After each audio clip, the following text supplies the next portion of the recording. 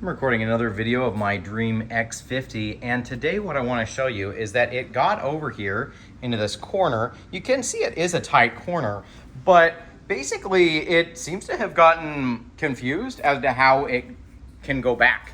And so it just stopped working. And it's been here like actually for about 5 days because I have not bothered to pick it up and put it back on its base. But the Dreame X50 robot vacuum is supposed to, go vacuum your house and then go back to the base all on its own. It doesn't do that. Sometimes it does this. It literally just gets stuck wherever, and then you'll find it, and then you have to manually get up and put it back. Now I do want to show you it is very possible for the vacuum to drive itself. I mean, it got here so it can get out of here, right? It can drive under the chairs. Like, there's a very clear route to get back to its little home base.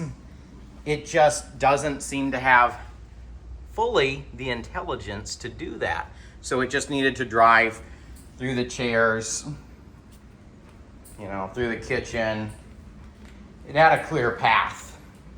It just didn't know how to take that clear path, but it totally could have gotten back to the base. This is a problem that I found numerous times with this vacuum.